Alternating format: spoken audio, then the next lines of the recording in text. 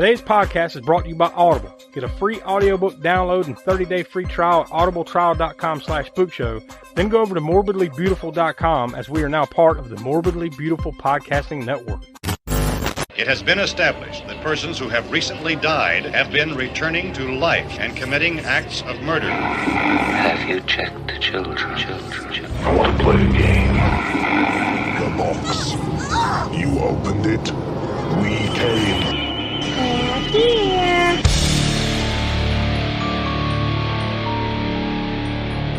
This is the All-American Spookshow.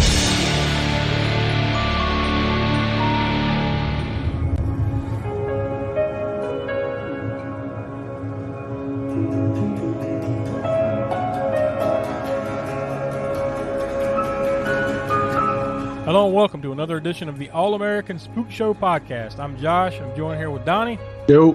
And the Professor Smoke. What's up? Will couldn't be with us, and I guess we'll see if that was a mercy killing or not. Because this week we're going to be talking about the latest horror release on the calendar, right? It just came out this past Friday night, October 6th. The Exorcist Believer. The sequel of the original Exorcist that pretends the other Exorcist sequels never happened.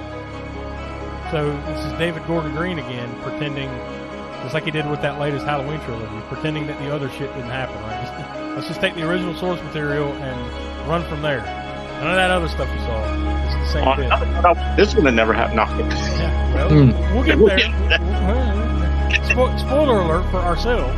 That's a good time to bring up, if you have not listened to the Spook Show before, welcome.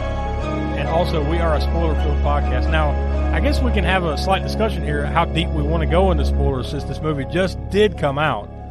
So maybe there are certain points we don't talk too deep about when we go into it a little later. What do you guys think? Like, I mean, we'll bring everything up, but it just came out, so there's probably a lot of people that haven't seen this yet.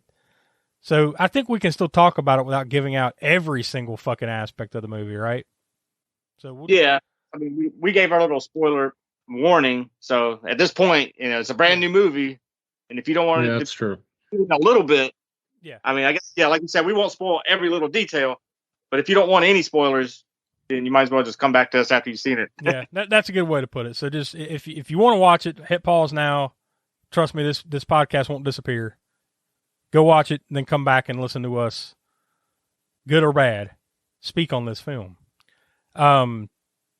Also, we want you to visit aaspookshow.com.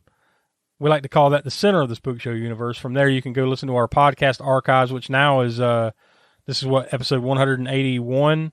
So we're 180 episodes deep in the podcast archive. So we've talked about a little bit of everything for almost 5 years. That's right. At the end of the month, we celebrate at Halloween every year our anniversary, and this year just happens to be our 5th anniversary. So lots of cool stuff coming up between now and then, and we'll tease at the end what's coming up next before we get there. But just know that the rest of the month is going to be pretty cool here for the Spook Show. But you can go on aaspookshow.com where our archives are. Also, you can access our YouTube channel where we have lots of cool weekly series over there, like Grindhouse Gutter, Hammer Horror and Order. Lots of cool series that we do over on YouTube. Those are short form videos, no more than usually around 15 minutes or so. So they're not like full on episodes. We don't take the deep dive, but we get to talk about them, give kind of our ratings on the spot, so to speak, and then we reserve the right to change those one of these days when we talk about them in full here on the podcast. Also, over on patreon.com/AASpookShow, you can reach it from aaspookshow.com. Every month we have Crapsterpiece Theater, Donnie's favorite thing of the month. It's like his version of having PMS. Well, usually I'm not there, so historically, you're right. Historically, you're the one that, yeah. But someone's on a little streak. Yeah, well, it's gotta inflated their ego a little bit. I'm a little high on my own supply right now because I can't do any wrong, because this month, friends, you've got my latest pick to suffer through.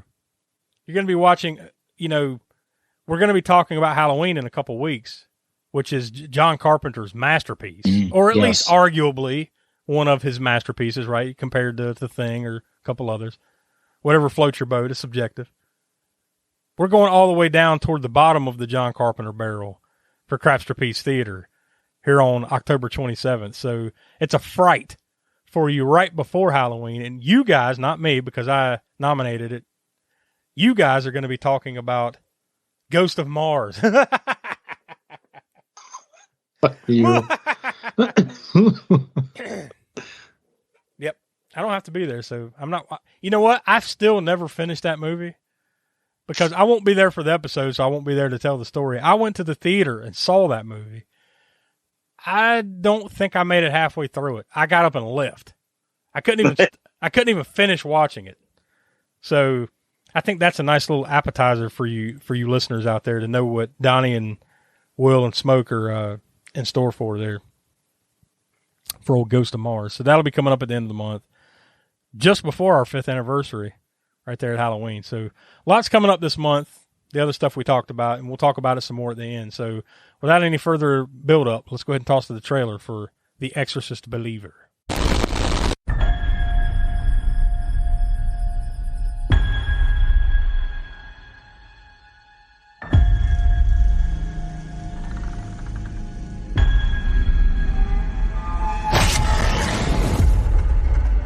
Don't be scared. We've met before.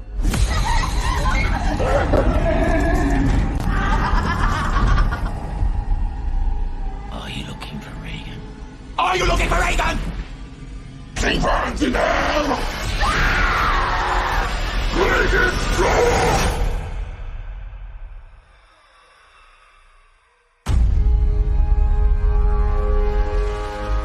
What do you think evil is? I'll tell you what I think it is. We're born in this world with hope and dreams and a desire to be happy. Dad? Something's going on with my daughter. No! No! It's happening to my daughter, too. The devil has one wish. Wherever those girls went, they brought something back with them. To make us lose faith. I believe you can help get our daughters back. To kill it in us. And the devil never gives up. She knows who I am. Where's the other girl? He's waiting for you. What you're doing here is dangerous. People have died on both sides of possession. Come home, baby. Come back to us, okay? If you don't make it, I don't make it. Mama. What is it, baby? I can't hear you. Baby, I'm right here. I don't want to go to hell.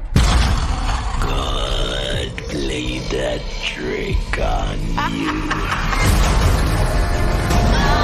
There are 2 heartbeats. Is it working? They're beating in sync. Be strong. What did you do? One girl lives, one girl dies. You get to choose.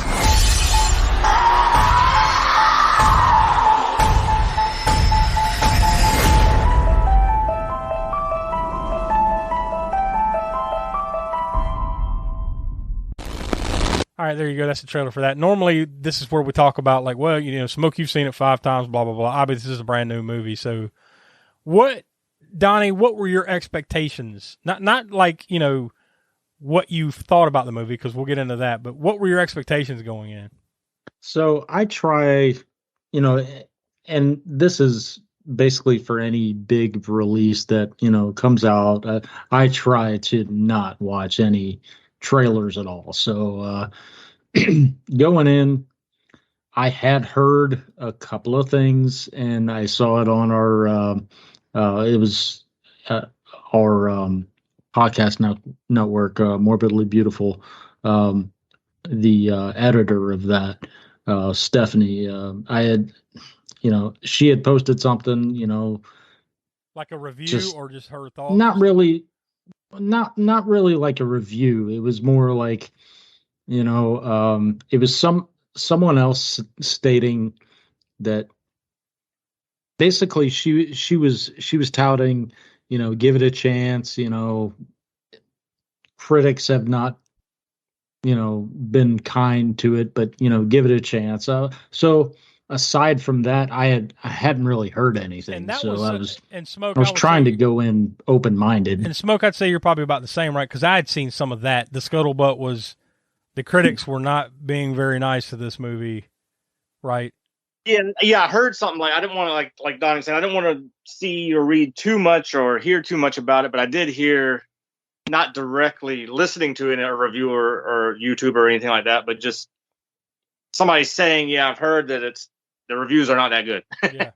So I went into it expecting nothing and hoping for a little iota of something, to come through in the movie. Yeah. And if I went in expecting nothing, maybe it would surprise me. So we had mentioned that last week when we talked about The Exorcist, that obviously we all want this to be as good as The Exorcist. That's what I want. I want to go and experience that again, or let's take that and improve on it. However you want to phrase it.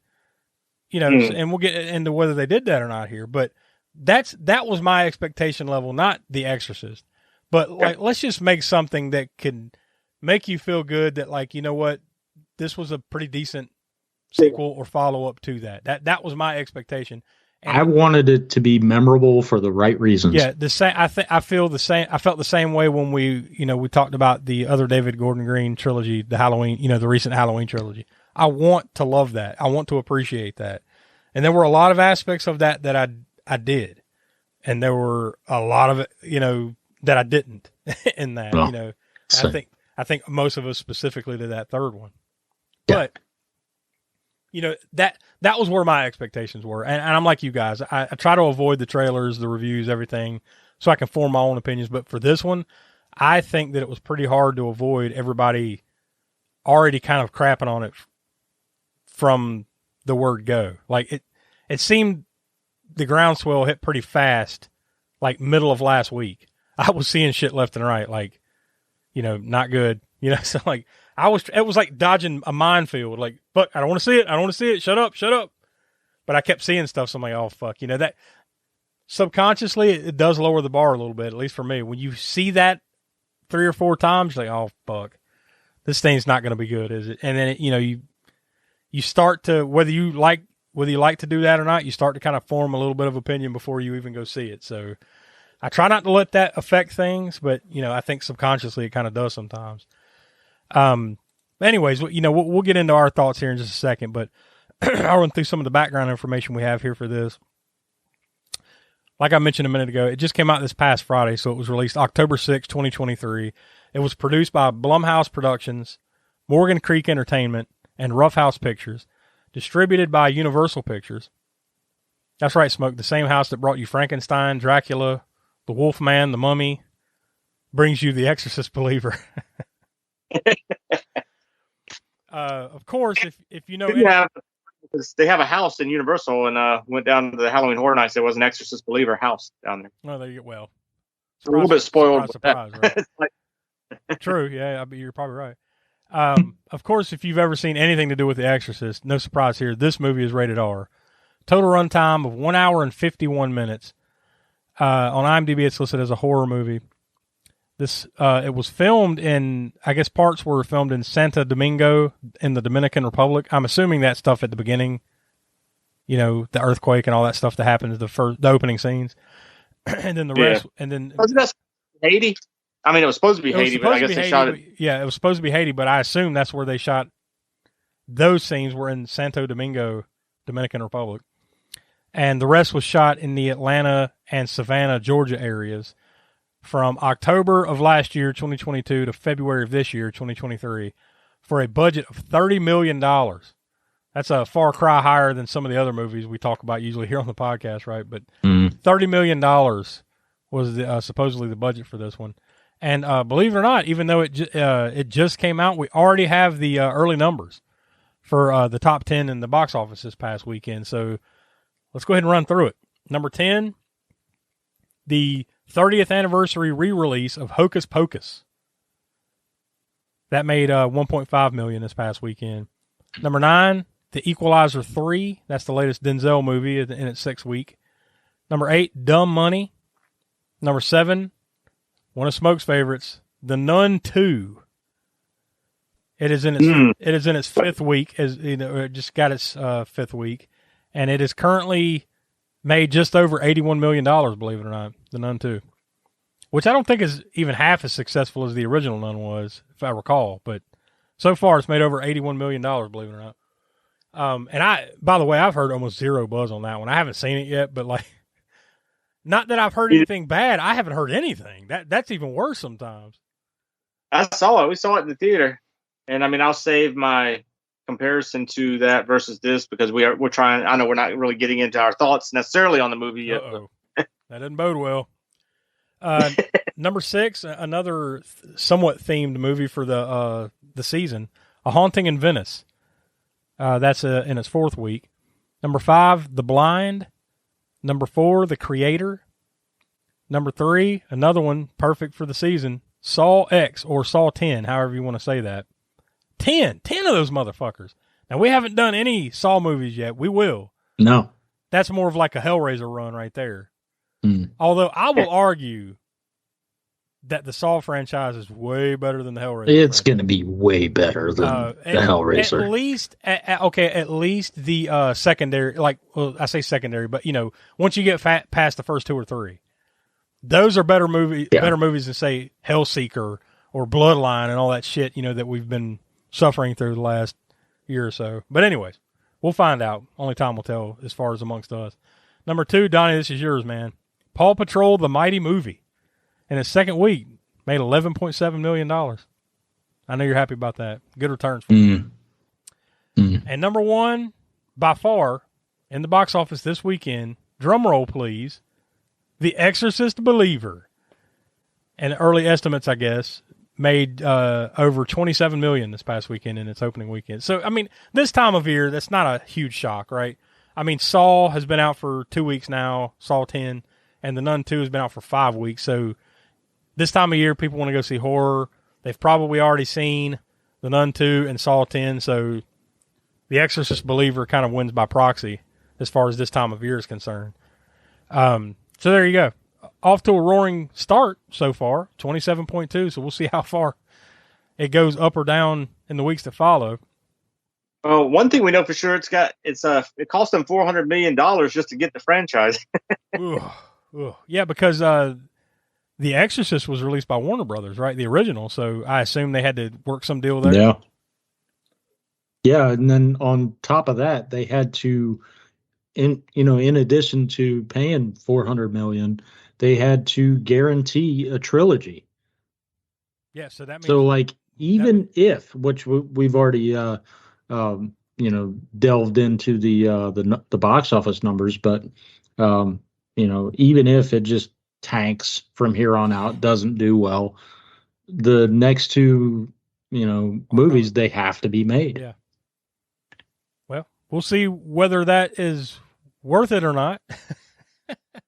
One thing I did see, and like I said, I know we haven't really gotten into our thoughts on the movie yet, but another thing that kind of doesn't bode well is I saw recently an article, as in today, about David Gordon Green being something either rumored or he's either stepping down from the director's seat for the next one or something along those lines. Well, hey, once again, like you said, we won't get into thoughts here in a minute, but that wouldn't hurt my feelings. No. Speaking of which, this was directed and screenplay written by and screen story written by David Gordon Green, who would probably best be known lately for that latest Halloween trilogy that we've talked about. But also, he's more of a comedy guy. Like, he's done a lot of that stuff with Danny McBride and that crew of guys, like Eastbound and Down, those comedy series for HBO, a handful of other movies. So really, that's more of his bread and butter, and it's similar to Jordan Peele in a way that, like, only over the last say 5-6 years, whatever the time frame is, has he become more of a horror guy with the Halloween trilogy and a couple other things, right? So mixed reviews and mixed results there, obviously, like anybody, but so yeah, he's more of a horror guy at the moment, and the screenplay was also written by Peter Sattler, who worked on Camp X-Ray and Broken Diamonds. And also the screen story was written by, David Gordon Green and also Scott Teems, who this right here explains a lot to me.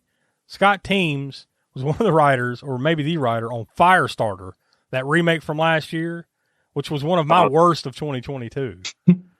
I never saw it, thankfully, but and I never did. Don't. Well, we will eventually, but don't. And I think I'm on location or something or sick or something. Yeah. Just let me know ahead. Yeah, just let me know ahead of time. I'll be sick.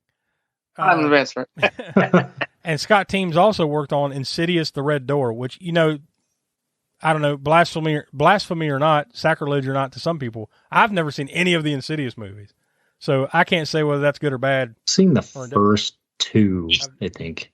The first two I've seen all of them up to this point now. But one thing I haven't seen, so you haven't seen any of the Insidious ones. I still have never seen any of the Paranormal Activity movies. So yeah. So together we make some kind of Jason Voorhees type creature. I don't know what. At some point, I guess we'll have to do those. And I've been holding off on watching any of the Paranormal Activities just to do it on the show. So Scott Teems gets blame or credit for this, Firestarter, and Insidious: The Red Door. He's got his fingers on all those pies, for good or bad. And of course, Danny McBride, who's mostly an actor, and you would remember him best as Kenny Powers from Eastbound and Down. But he's been in tons of comedy movies, series. Once again, a comedy guy who is now diving into horror because of the success of Halloween and now this, right? This movie stars Ellen Burstyn as Chris McNeil. That's right. Ellen Burstyn from the original Exorcist reprises her role as Chris McNeil for this one. Donnie, you may also remember that she was in The Wicker Man. Not the good one, but the Crapsterpiece Theater one from 2006. Yes. Remember, she was Sister Summer's Isle. I recall. Yeah. But, I mean, you son of a... That's not to shit on Ellen Burstyn, right? Like, that movie, movie sucked, but, like, Ellen Burstyn has had a fucking long, successful career. She wasn't going to do this. She actually wasn't going to. They had asked her to reprise her role. I'm sure she turned them down. I'm sure I bet you they've probably asked her to do it a number of times. Yeah. You know, because they've made 100 of these fucking offered her sums of money, quite a few sums of money. They doubled her salary. And then she's like, okay, well, yeah, I'll do it now. And then she ended up funding a scholarship at the one of her and I may be butchering this, but she ended up funding a scholarship at one of the schools she attended. So she took the ill-gotten gains and ill-gotten turned the negative into a positive, is what you're saying. That's good. See. Good for her, though. Good for her. And like I said, dude, I mean, like, you go on IMDb, man. I don't have it pulled up right away, but she has hundreds of credits, acting credits on IMDb that go all the way back to like the late 50s, early 60s. I mean, and she was in like every fucking TV series of the 60s and 70s too. Like at least one episode. And I want to say when I was looking through it, at least 3 episodes of Gunsmoke. So remember what we said? There's always, of a certain age, there's always some connection to Gunsmoke. Or what is it, The Love Boat or A-Team or something? There's always a connection. Miami Vice had quite a few as well in the 80s, I guess. That was just a thing in the 80s, too. But, yeah, every time of a certain age, when we look at their filmographies, we find that. But, yeah, if memory serves me correctly, I think it was 3 episodes of Gunsmoke. So, there you go. Leslie Odom Jr. as Victor. He's one of the dads of the girls that are affected in the movie. He may be best known for Murder on the Orient Express, that remake from a few years ago, and then Hamilton, which was, I'm not sure if he had a role in the stage version or not. I don't know enough about Hamilton to know, but he was in the movie production of Hamilton. Lydia Jewett as Angela. She's had, she's young. I think she's only like 16 or so. But she's been in a few things, including she had a role in the movie Hidden Figures a few years ago. And she also has had a long run in the series that I guess still airs now called Good Girls. Olivia O'Neill as Catherine. She's the other possessed girl in the movie here. This is her first gig of any type that I could find. Like, this is literally her debut. And I don't remember if they say, usually when it is in a movie, it'll say introducing so-and-so. And I don't recall seeing that in the credits. Maybe I just missed it. But yeah, this is her first gig of any type. Ann Dowd as Anne. That's a real original, right? And you're playing Anne. She's the neighbor that is a nurse that apparently is a failed nun or whatever she is in the movie. She would also be known from a really great movie, Hereditary. And from what I've heard, a really great series called The Handmaid's Tale. I've never watched it, but I've heard lots of good things about it. Yeah, she's in those.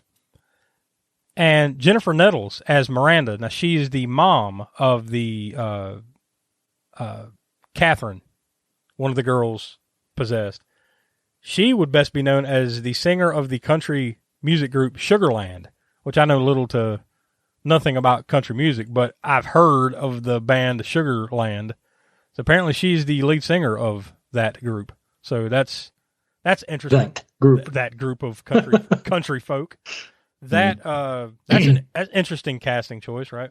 Because I don't know how deep her acting credits go. I didn't really dig, but I just found it interesting that, yeah, let's just get the lead singer of Sugarland to be the mom in this. There's also someone else that pops up in this that I guess we could, should I even mention? Yeah, why not? Fuck it. Remember, we are a spoiler-filled podcast here. We gave you fair warning.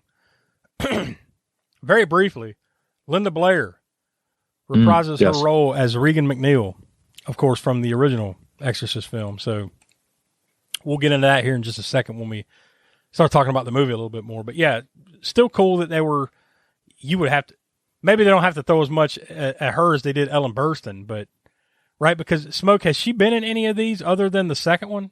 Because I know she was in The Heretic, right? I don't know if she ever came back after that debacle. Yeah, I think that's why, because I think she wanted to wash her hands of it after The Heretic. But, yeah. So yeah, that was the only other one that she. So three Exorcist movies, including the first one, Heretic, and this one. And like I said, this movie ignores any other sequels. So anything that happened in The Heretic or anything that happened after that, right? The underrated Exorcist 3, any of that other shit, that didn't happen, that didn't count. You're going from what happened to the McNeils to now. Let's all go to the lobby. Let's all go to the lobby. Let's all go to the lobby to get ourselves a treat. Delicious things to eat. The popcorn can't be beat. The sparkling drinks are just dandy. The chocolate bars and the candy. So let's all go to the lobby to get ourselves a treat. Let's all go to the lobby to get ourselves a treat. For you, the listeners of the All-American Spook Show podcast, Audible is offering a free audiobook download with a free 30-day trial to give you the opportunity to check out their service. So I hopped on over to audible.com, typed in The Exorcist, and hey, what do you know? Lots of stuff popped up. Of course, you've got the original novel of The Exorcist by William Peter Blatty, and we talked about that last week when we did The Exorcist, so that's available to you there, of course, over on Audible. But we've also got a book called The Extraordinary Life of Sam Hell, a novel by Robert Dugoni. That one is almost 12 hours long, so that sounds interesting. And then, is that Hell Comes to Frogtown? No, yeah. It's the biography of... Wasn't his name Sam Hell? It was something Hell, right? Yeah, it was Sam Hell. Yeah. Roddy Piper. Yeah. God, we got to get to that movie here. Hey, let's just talk about Hell Comes to Frogtown instead of talking about The Exorcist Believer. Maybe Cold Corner. Yeah. One more title I've got here, The Exorcist's House by Nick Roberts. That one is just over 9 hours long, so I just typed in The Exorcist and brought back 116 results on Audible. So you just go over and type that in. Surely you'll find something. If you're into this type of stuff, you will find something over on Audible. So to do that and get your free audiobook, go to audibletrial.com/spookshow. Again, that's audibletrial.com/spookshow for your free audiobook. So now I have to take a brief pause here. Hold on. I didn't bring my shit up. I suck. All right, so I'm going to hop on back over to IMDb, and I'm going to click on plot summary to see if anyone has actually put anything of depth on there.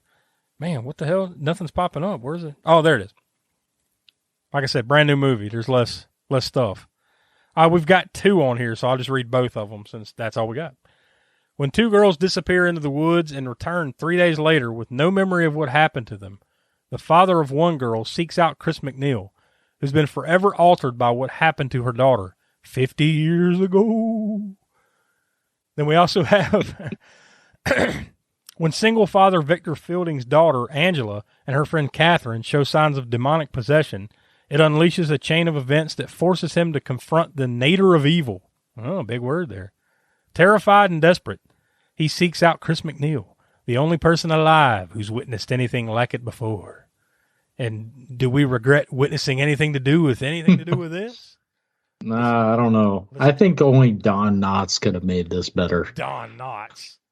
The ghost of Mr. Chicken. Oh, man. You know what? Dude, this movie, like, this goes from whatever I'm about to say it is here in a few minutes to fucking 5 stars if Don Knotts is in this movie. When you said, was it 50 years ago? Yeah. It reminded me of that. Ghost of Mr. Chicken. And they even used Bon Hammy. That a boy, Luther.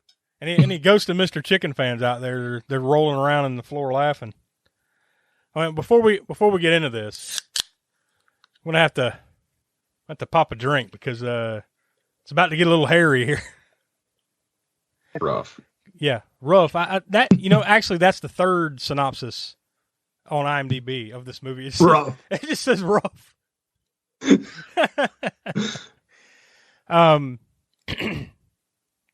Where do you start with this movie? Haiti?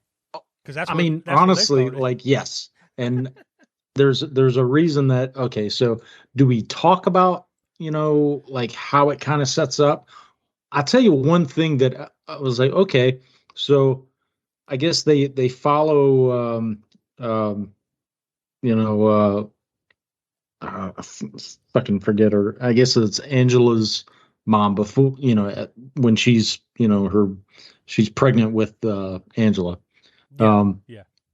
But they're on they're on vacation in Haiti or whatever. Something like that. Anyway, her dad's a photographer and he wants to, get some shots or whatever. But without actually going into it, so I thought it was interesting, because we know that the exorcism is basically like and correct me if I'm wrong, Smoke. This is basically like a Roman Catholic ritual that has to be, I guess, kind of sanctioned by the Vatican. Yeah, it has to be approved. Yeah, of course, it has to be like a sanctioned ritual. Priests just can't run around exorcising people. Exactly, they have to. There's a whole thing. But I thought it was interesting how they had basically like a Haitian ritual. So I don't know much about that. So like, I was like, well, okay, maybe it's like voodoo or something. That would be like an interesting take on, and boy, were you. It's just like, oh, okay, I'll that's agree. a cool idea. That's an interesting thing that you don't really know what's coming. Like you've seen Serpent in the Rainbow, but it's a different type, or maybe you haven't.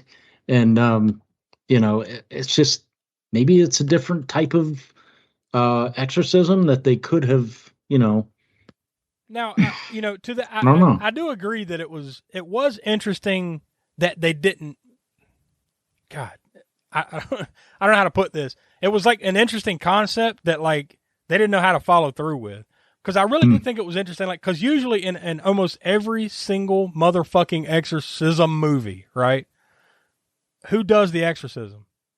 Priest. It's a Catholic priest. It's a Catholic priest. In this one, they were like, well, wait a minute. Instead of it being a Catholic priest, let's get like a fucking like Southern Baptist preacher.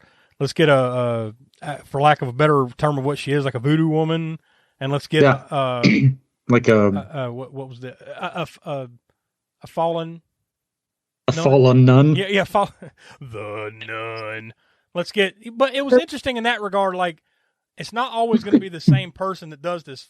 Exactly. Right? Let's get some different people in here. Like, I thought that was interesting. It's just they didn't. Yeah, it's just. It was something and then nothing. It's almost like, and this is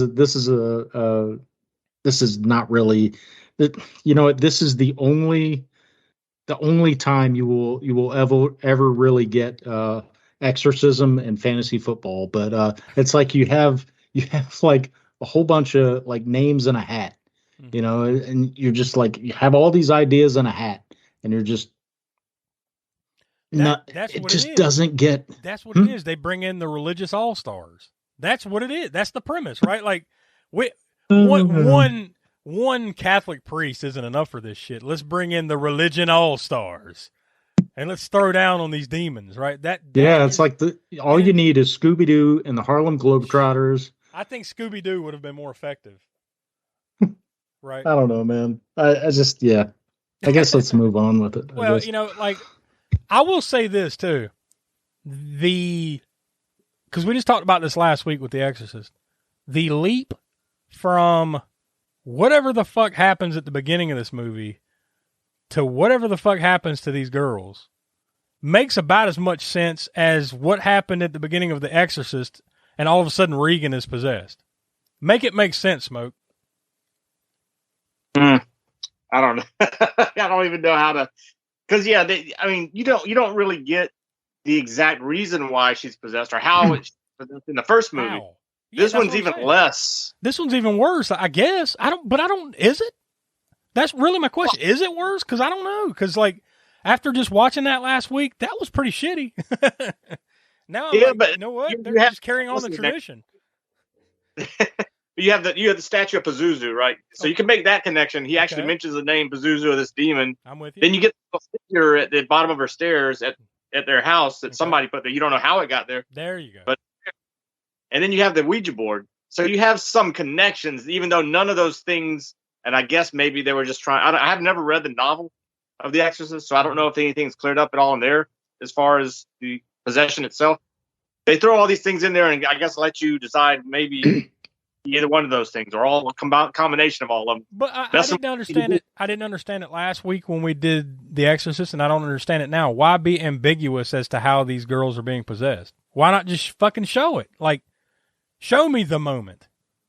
Well, yeah, and here they're in that. They go out to the woods, right? And they find these remains of a house, like the basement of some house. The house isn't even no longer standing, really, just the foundation. And they have I don't even know if it's not even like a hypnotizing thing. They just got like a locket, right, to swing back and forth to do some sort of hypnotizing. They got like a candle flame or some shit. And that's it. There's not even like, I thought maybe they're going to connect it with the Pazuzu in some way with a staff, with a little figurine or something. Nothing, none of that. It's just like they're in the woods. And I don't know how far we're going to go into spoilers. I mean, they're in the woods. And like I said, they're in this foundation house. Warning, so. Yeah. And then they go missing for 3 days or whatever. When they're found, they come back, then they're possessed. So, but you don't. Yeah. You don't, now, so going in, I mean, so we kind of knew going in that this is the first part of basically a trilogy. Yeah. We know a trilogy is coming. Uh-huh. So are these are these questions basically that we're posing, are they answered in the second in the second installment? I like to think so, but like they have such a horrible track record with the last trilogy they did that like I don't have much faith that they're going to answer these fucking questions. But also, like, even as a standalone movie, take The Exorcist out of it. Mm-hmm. Like, take the stigma, the history, the symbolism, take that out of it and just look at this from a standalone movie. There's so many unanswered questions. Like if we knew, let's say we didn't know, this was just supposed to be beginning to end, just a movie. Like what? Yeah. Well, see, therein I think is one of the problems here. I think because they intend for it to be a trilogy and they pretty much know that it's going to be a trilogy, I think they purposefully wrote and enacted this movie the way they did. Like, because like you could see it both ways, right? If you just watch this movie as a self-contained, like we're not going to make two more, you could see where they could end it here. They could, right? They could say, all right, peace out. or they could continue the story, which seems like that's what's going to happen, right? So I think they purposefully didn't answer some questions just so they'd have more to get through for 2 more movies. But man, it's such a cash grab angle. The whole thing. I think that it just shits on it so much that like it does this movie a disservice. Oh yeah. Because of that. Oh yeah. Well, we got 2 more to fix it. No, motherfucker. How about you fix the fucking first one first before you worry about fixing exactly. it? Like make this one good so I'll care about the next 2. Right? Yeah. So I mean, like I don't. Yeah, you want to draw them in, and just like, I mean, even if you did no marketing at all, you want to create that that buzz. Yeah. That horror more than horror genre. Probably, arguably, more than just about any other movie genre, relies on buzz. It relies on word of mouth. It relies on, fuck, did you see that movie? No, let me tell you about it. You got to go see this shit, right? Like, well, you don't talk about, maybe you talk about action movies that way, but maybe comedies to an extent, but you don't talk about dramas that way unless it's like, fucking Godfather, or, like high level shit. Like, man, that was really good. You need to go check that out. Like, horror thrives on that. Word of mouth, buzz, people getting behind it, people making it their own cult, right? Cult followings, everything. That's what keeps horror alive, that and 1,000 podcasts like ours. But, the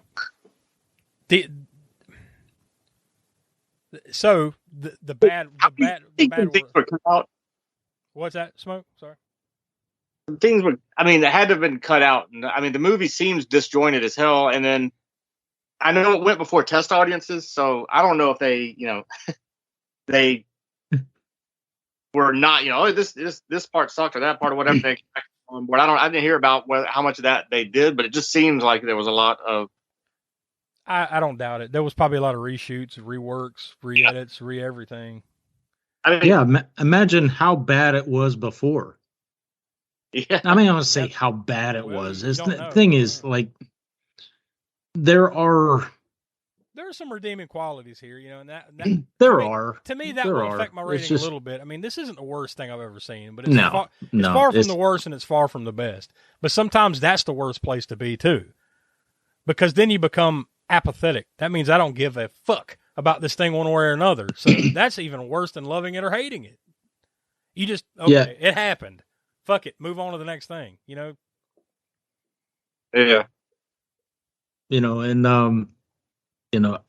I just don't. What? One of the things I kept thinking about when I went and saw this was the I don't always like shitting on actors, man, but like the casting in this movie just didn't seem right. Like a couple of them were fine. I'm not going to knock the 2 younger girls that are in it. I think they hold up their end, right? Like, hey, act like a crazed demonic teenager. Okay, I think they got that down fair enough. It doesn't have the edge of the first movie. That edginess, that holy fuck, did you hear what she just said and did? You don't. To me, maybe it's because it's been done 1,000 times and you've seen it 1,000 times. They seem kind of vanilla, like vanilla demons to me. You know what I mean? And not only that, yeah, exactly what you said. There are so many exorcism movies. There are so many. And maybe that's part of the problem. Yeah, and also like some of the, like you mentioned, jump scares, whatever. But like you're not. I don't know. I don't think they go. I don't think they go that into. I don't know. I just think they could have explored the Haitian, the Haitian evil spirit, voodoo, whatever it was. That would have gave it more edge, which, like I said, this had none. This just doesn't have any. Yeah, because it has no punch. It has nothing you take away. No, there's nothing about this movie 5 years from now that you're going to be like, that movie generally was meh, but that moment right there, that was fucked up. That was cool, right? There's always at least one moment in just about any horror movie where like, well, that was all right, but that right there, that was crazy. This didn't have any of that. And this may be, David Gordon Green's horror legacy, that he's just a disappointing horror director. Production wise, it's fine. I just think the casting is not very good. And I'm not shitting on everybody here. It's just, I think some of them are in the wrong spots, or maybe they just needed some more juice in certain spots or something. Like the Southern Baptist type preacher guy, he's not Baptisty enough. You know what I mean? He needs to be a little bit more fire and brimstone to me. Like he's just kind of there and accepting of everything. The voodoo woman, right, that they bring in. Isn't kind of just being there and just being accept. Well, then again, I do see your point. Just bring some. But then again, like, is that like where was the setting though? Like, was that? Could you even consider that Southern? Because I don't. Well, I mean, we're in the South. South. I say Southern Baptist, but it's supposed to be like one of those evangelical type of preachers, right? Like that's what he's supposed to be. No. Yeah. He did. I don't know. It was hard to peg what was wrong with this thing. Yeah. And how I could have made it better, or how I recommend it be. Smoke, do you got any? I mean, like, what do you think? I mean, like, you try to be. I think it's a great pile of fucking dog shit. That's what I think. I've seen so much worse, though, man. I will point you in the direction of a movie that came out this year called Snow Falls. Fuck that movie. I would watch this movie 5 times in a row. That's just the first one that comes off my mind. 5 times in a row, and I'd watch Billy the Kid versus Dracula. Yeah. I think the only thing I wouldn't be Cats and the Disaster movie, maybe. Yeah. Over this one. I mean, look, Billy the Kid versus Dracula. Oh my God! We're getting too close to giving part 2.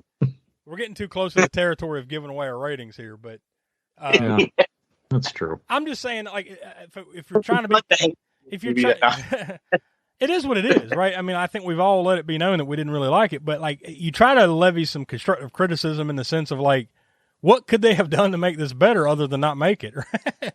There's got to be something. That for me, like, leave it alone. In fact, well, I'll give you my honest opinion on the whole Exorcist franchise. As much as I like part 3, they could have just stopped with the first one. Oh yeah, they didn't really like. It's not even really begs to to make any other movies. It's like really should have just been one movie. But like I said, I say that even though I think the third one is underrated and a good, really great film. But it didn't really have to be made. I point you in the direction of the numbers that we spit out last week. The Exorcist went on to a worldwide gross of $428.2 million. So that's your answer as to why they keep doing this. Hollywood money, so they're going to need to make some more. Yeah, and now they got this sunk into it. So like, fuck it, you're getting it whether you like it or not. But yeah. I just mean it in the sense of like, look, there was some stuff here. There's something there, but like it was just so poorly executed that it's lost. It's gone, It evaporated. Whatever they had is just not there. There's no juice. There's no edge. There's no punch. However you want to phrase it, it just exists, and there's not much memorable here other than your disappointment. I think that's what you'd probably take away from it. Other than Chris McNeil getting her eyes gouged out with a cross. That, okay. Oh, wait, I almost forgot. And I guess I'll no. You know what? I'm going to save it for my highlight kill because there's the one moment, right? That's the one. I'll save that for a second. The priest, that was pretty good. But the body in the blood, It's ridiculous, ridiculous. How about when they? I think they had that in the trailer. Like, because I had watched the trailer afterwards. I was like, wait a second. I went and saw something. I want to say maybe it was Oppenheimer or something a month or two back. And that's when I got ambushed with the trailer because I was trying to avoid it, And then when I see, I'm like, oh, fuck, here it is. Here we go. So I'm watching it. I think a lot of the key moments, other than one or two, were in the trailers, Yeah. Well, and maybe the way that she kind of delivered that, it just reminded me of Hack-A-Lantern, man. There's power in the blood. There's what he said. Oh, What's that, Smoke? I said there's another movie I'd watch 5 more times before this one. I totally agree with that. Yeah, absolutely. Now you're going too far if you say Home Sweet Home or something like that. But I already said Home Sweet Home earlier. Okay, well, I'd watch Home Sweet Home again. Maybe not 5 times, but at least once or twice. That might be a bridge too far. I mean, although I could see what you're saying. Like, at least that's stupid in the right ways. This is stupid in the wrong ways, I guess. But well, that's my kind of bread and butter stuff. Is that sort of? I get, yeah. We've talked about that. I get it. I'm just saying, like, for a film, for a movie, it is not as good. But yeah, I see what you're saying. Yeah. Well, I guess that's enough. We can go ahead and get into the ratings part of this because I think assigning a number to these star ratings is what the interesting part of this is. So, Donnie, I'm gonna let you go first. Oh, wow. Okay. All right. So start us off. This wasn't on IMDb. It was just something I happened to run across. Another alternate title to this was The Exorcist: Missed Opportunities.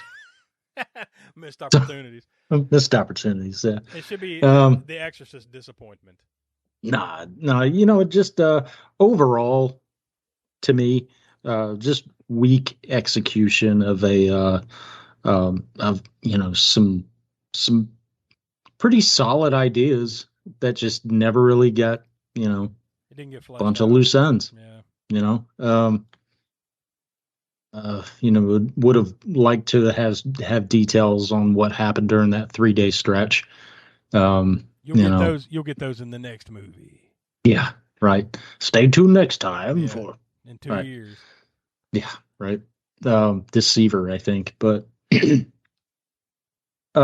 yeah, take away the Exorcist connections, to the original, and I still don't think it would change my rating at all.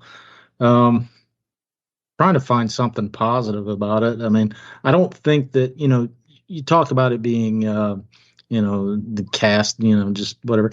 I mean, I don't know.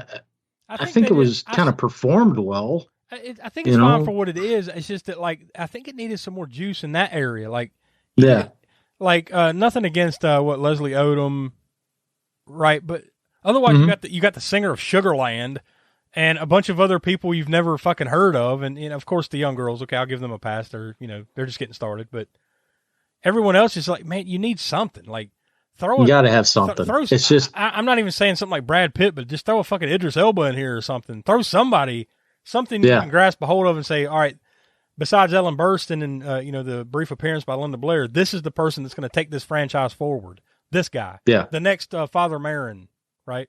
The next. You don't have that. No. You don't. You don't have anybody to really give it legs at all. But so yeah, like I said, missed opportunities. And I think I'm kind of being generous, but also kind of want to be fair too. I'm gonna say 2 stars. Yeah, I think that's where I'm at. You know what? We always reserve the right to re-rate because our year-end thing, and obviously we won't be re-rating this at the end of the month on our 5th anniversary show because we just fucking watched it, and what are the odds of anyone changing their mind in 2 weeks? But 2 or 3 weeks. But next year, when we've had time to sleep on it and maybe watch it 3 more times, right, Smoke? I think I have that demon gouge my own eyes out like Ellen Burstyn. So I think for the reasons that you said, I'm going to give it 2 stars too. And with that, that's just on my scale, and that gives you a little bit more wiggle room. I mean, I doubt a year from now I'm going to think any more positively about it. Maybe I doubt it. So I'll give myself a little wiggle room there. But yeah, I mean, I wouldn't begrudge anyone that's going to go, a lot lower either. I mean, it's got nothing, man. It's just there's a little bit there. Production value is fine, and it better be for $30 million, right? But I just think there needed to be something more, some more memorable moments, something you can pull from it and say, all right, well, you hooked me enough to get me to the next one. And they just didn't do that here. So I'm going to go 2 stars for now. So Smoke, what do you say? Oh, well, I've already let it known, I guess, be well known. Most of my thoughts on it. So, but yeah, I think it pretty much exemplifies everything I hate about modern Hollywood movies. They bring in a legacy character for nostalgia, and that's about it. Because Ellen Burstyn was in here for like all of 6 minutes, maybe, of screen time, if that. I mean, maybe 6 to 10 minutes combined. Yeah, just enough for her to be there for, like I said, that nostalgia factor. And then she's boom. Then they get rid of her or whatever, and she's pretty much gone for the rest of the movie, and really ineffectual for doing anything. And then the coup de grace is Linda Blair. Yeah, and then she comes in again, kind of, for that. And that might have been, for me, if I had to look at any kind of positives for this movie, I can really only think of two. One is three, I guess, Ellen Burstyn, but like I said, she's there for the nostalgia factor, to chew the scenery a little bit, and then boom, then she's out of it. So, but at least she was in it, right? You could say. And then they gouge her eyes out so she didn't have to see the rest of the script. That's right. And then the Linda Blair coming in, but like I said, that was even like less. That was like 30 seconds for her, maybe a minute. But that I have to come up with a positive. Those are two positives. Another positive would be, all right, that although, like I said, that jump scares to me have no real place in like exorcism movies. You should be able to generate, scares and fear and creepiness like the first movie. Yeah. Without resorting to any, as far as I can recall, I don't think there was any jump scares in the first one. But if one of the other positives was the snake scene got me. Yeah. Yeah. When she sees like the little necklace, or he does, and then he picks up the rock, and then the snake jumps out. Yep. That one got me. Yeah, I think that got a few people in the theater that I was watching it in. And well, I don't want to give this away yet because I think it's gonna come up again for you, but you know where I'm going. Yes. As far as one of the that was pretty cool, and that was like kind of unexpected, like, oh shit. Yeah. And it was also, I guess you could say, that was sort of a nod to the first movie, right? Mm-hmm. In a way. Yeah. But I'm being ambiguous about this because it's going to be something Josh is going to bring up in a little while. So. Yes. So that was cool, I guess. So, that's the positives I can come up with this thing. It definitely, like you said, does not make me want to see any of the sequels. It did not pull me in and say, oh, yeah, I can't wait till the next Exorcist comes out. And also, I think I didn't think that there would be another Exorcist movie, that would be worse than Part 2, The Heretic. But by God, David Gordon Green did it. Yeah. If that's what he was going for, man, that's the wrong one to aim for. Yeah. You need to lean a little bit to the left or right of Part 2, not dead center. True. But yeah, it's just like I said, it kind of exemplifies everything I don't like about modern Hollywood movies. And I find myself not looking forward to hardly any Hollywood films that come out, but I do look forward to independent films. And on the same day that we saw Exorcist, they did a double feature day, and they were playing When Evil Lurks, which is an Argentine film from the director of Terrified that we did. And I don't remember what episode number, but we did Terrified pretty early on. That was really early on, but that was Damien Runia. Number 3. Damien Runia, I think, was the director of that one, right? Yeah. Yeah. So it was his latest movie. It was exponentially better. It was episode 4, of the podcast. So we will have to do this When Evil Lurks at some point, because it was exponentially better than Exorcist, and it was also coincidentally a possession film of sorts. Yeah. Those. It's just for me personally, the more movies that they churn out from Hollywood, the worse they get as far as how they craft them, the story writing, I think they're cut this point, and the Blumhouse might be one of the problems because they seem to be putting out everything that's horror related in Hollywood nowadays. They're pretty much the big ones right now. Them and I guess A24 are kind of like the two main.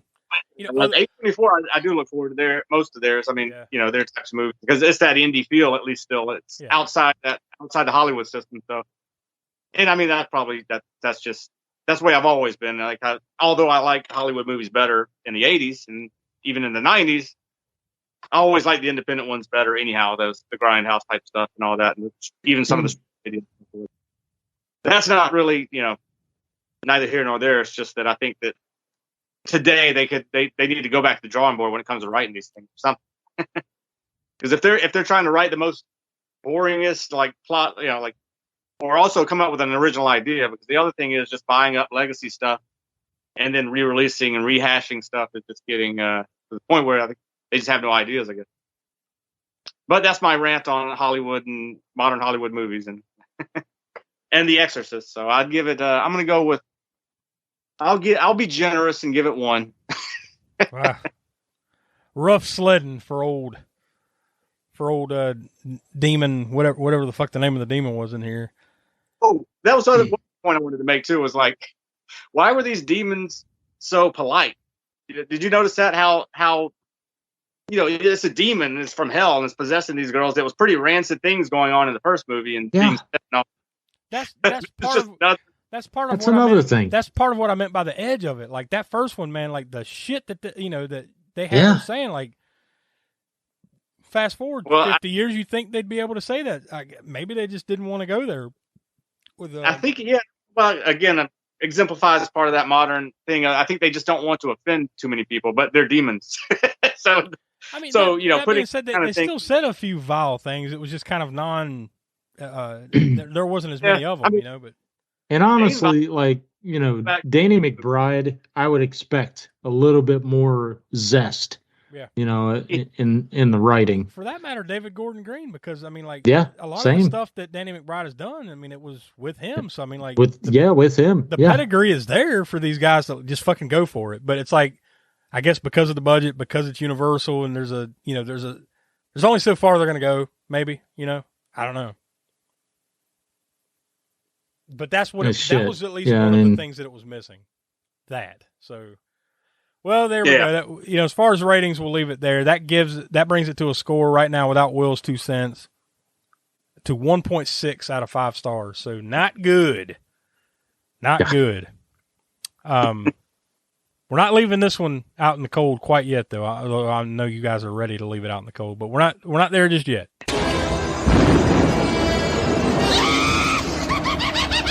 Connections from the crypt.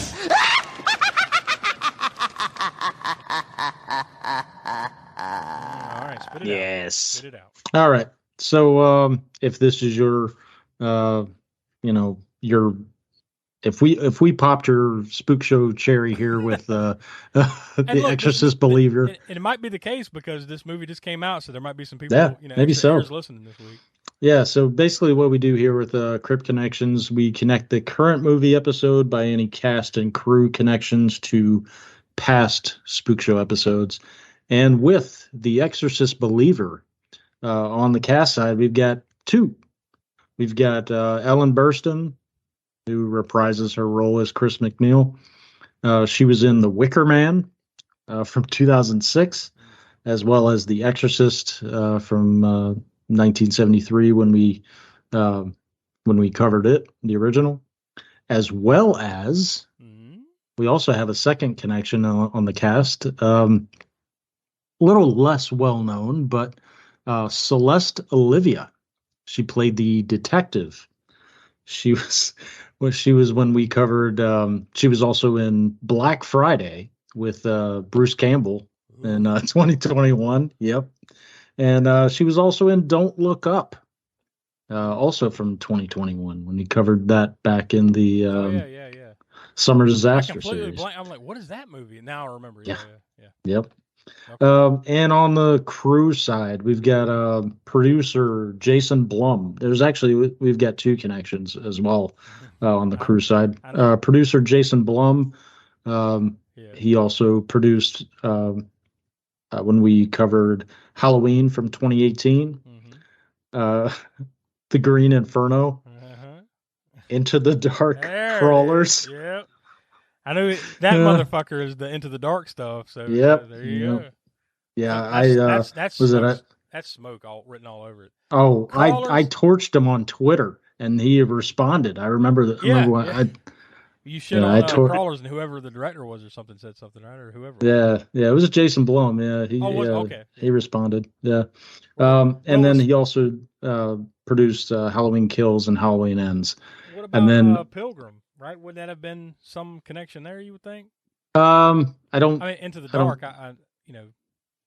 Maybe no, he wasn't. He wasn't on He wasn't on Pilgrim. Okay. And I remember us covering it. But, Yeah. Maybe he didn't have anything to do with that the other connection on the crew side was makeup effects artist Gary J. Tunnicliffe. He dates back to Ginger Snaps. And, save your disdain for.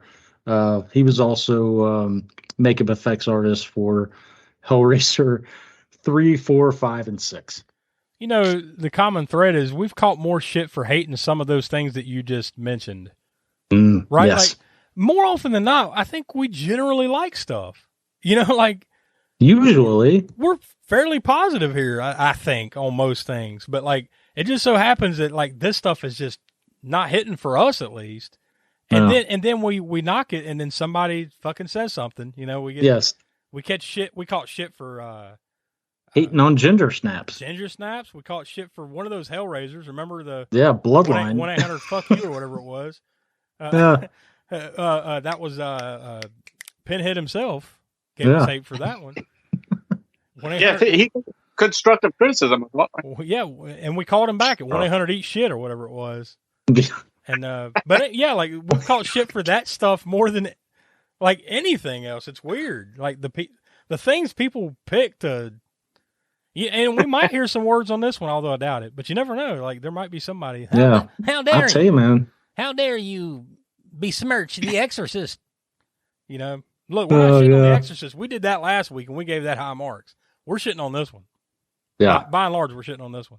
The hills people die on, man. I think disappointment is the word of the day. But we're not. Don't be disappointed just yet. We're not done. Let's talk about the kill reel.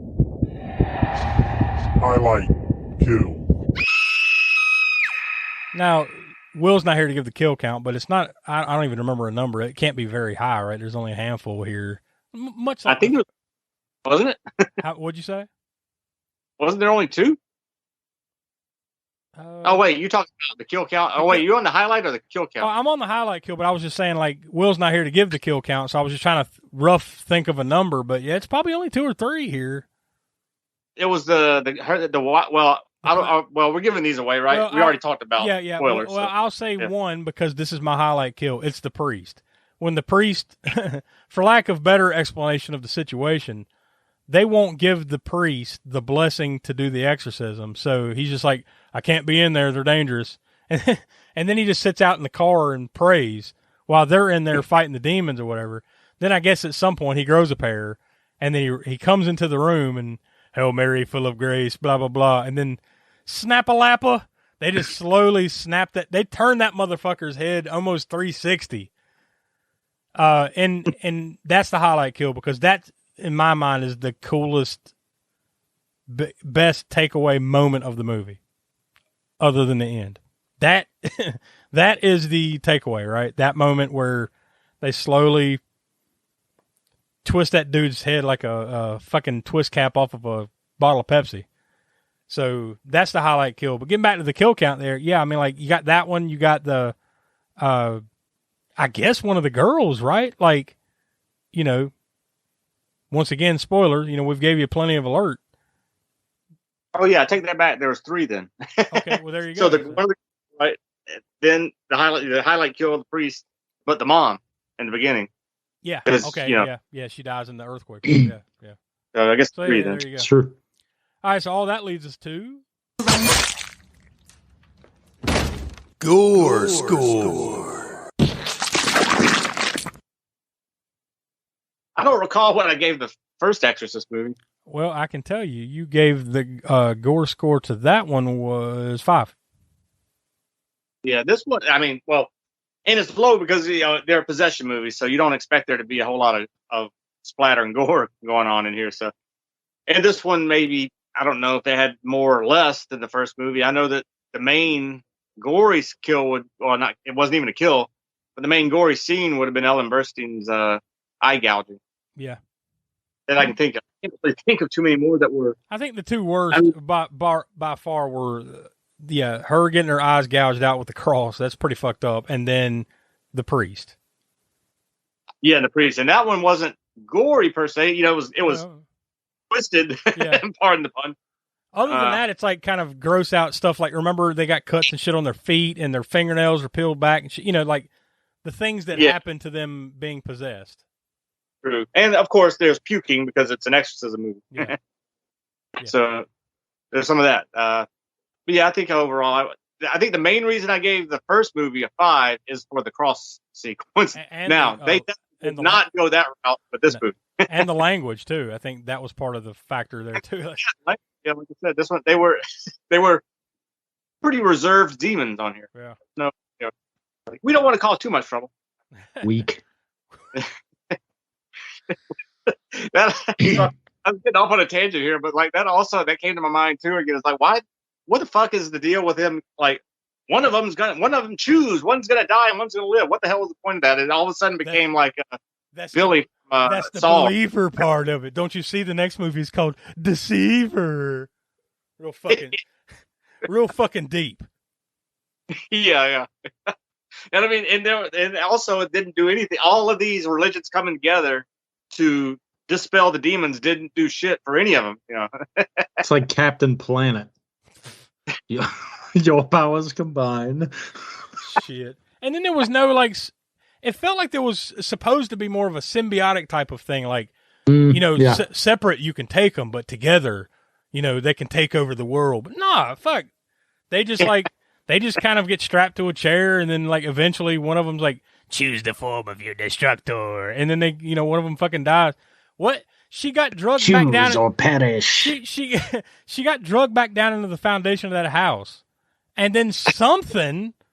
Once again, there's going to be another movie. Something jumps out of the water and says, I choose you, Catherine, or whatever the fuck, and then drags her back down and then flatline. What?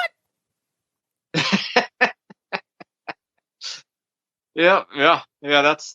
if we were titling episodes like, the theme of the episode instead of the movie title, this would just be tangents.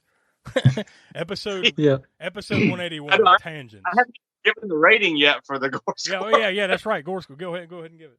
I forgot that I hadn't given it until just now. I'm like, oh yeah, I didn't even say what it was. Off on another tangent. Not yet, but I gave that one a 5 for the first movie. I'll give this one a 4, I guess. Yeah, I mean it's roughly about the same, just a little less. I agree with that. So it's hard to argue it. On another note with the special effects, I don't know if this guy was a bullshit. I mean, I don't know what reason he had the bullshit, but I mean, we were coming out of watching the movie, and my wife's wearing an Exorcist shirt. And the guy standing in line to come see the next screening, I guess, is like, hey, what did y'all think of it? And we're like, I mean, I don't remember exact words, but in those certain terms, it's a piece of shit or whatever. Maybe not the exact words, but it could have been better. It sucked or whatever. He's like, well, I worked on it, the special effects. Well, then you should have fucking led with that, buddy. Sorry your work sucked. It's a piece of shit. Yeah. Well, yeah. Were you the guy that was in charge? Were you the guy that was in charge of that smoke monster that came out of the fucking fireplace? Because if so, fuck you. Sort of crew that worked on it in Atlanta or in Savannah, probably one of the crews, I guess. We didn't really stand around. Shock me, it wouldn't shock me where we live, here in the Carolinas, because a lot of these dudes, Danny McBride, David Gordon Green, I think Scott Teems, even some of these guys are like Georgia and Carolina guys. So it wouldn't surprise me if a lot of this was, somewhat local for us. One thing he said, though, that made me think of, like I said, it seemed that was truncated and cut up. It seemed in certain parts were maybe missing or whatever. Now it kind of confirms it, because he's like, hey, well, tell me this. Was there a scene in there where somebody got sucked up into the bed sheet? And I'm like, we're looking at each other like, no. He's just kind of like, turn like, dang, or whatever.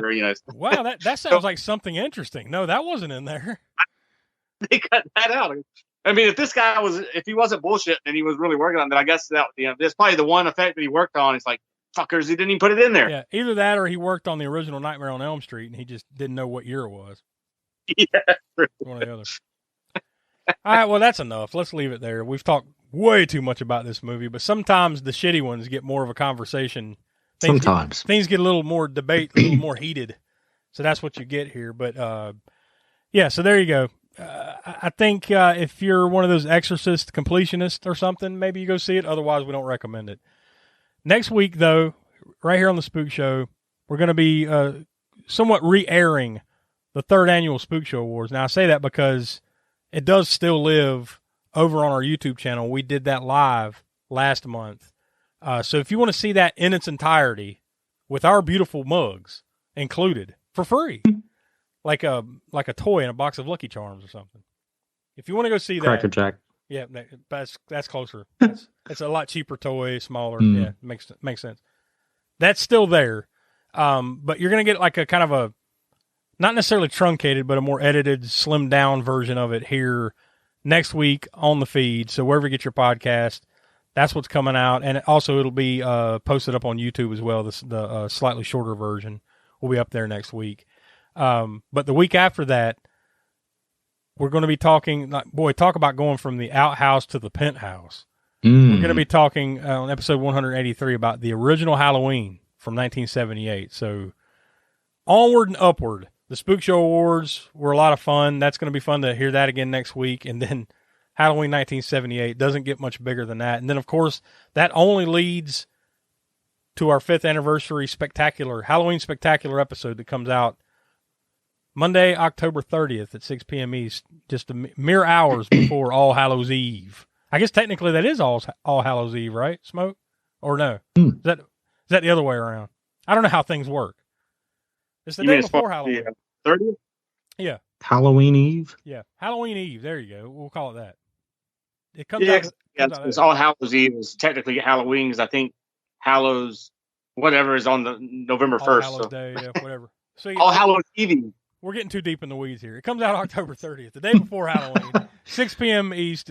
Just like every Monday, our 5th anniversary Halloween Spectacular will be coming out, where that's the one time of year, that fanciful time of the year, where we get to go back and talk about what we did in the past year, but we also all have the chance to re-rate it. So if there was something we liked more or less than the original time that we watched it, then this gives us that one time to change it. And then our ratings are locked in forever after that. So come join us for that. And then we onward and upward to the holiday season after that. Like we'll be getting in the month of October, Thanksgiving type stuff, and then Christmas stuff all the way to the New Year. So lots going on here for the rest of 2023 and onward to our year of 2024, our 6th year of existence once we get past our 5th anniversary. So for Will, who couldn't be with us, Donnie, Professor Smoke, I'm Josh. We are the All-American Spook Show, and we will talk to you next week for the re-airing of the 3rd annual Spook Show Awards.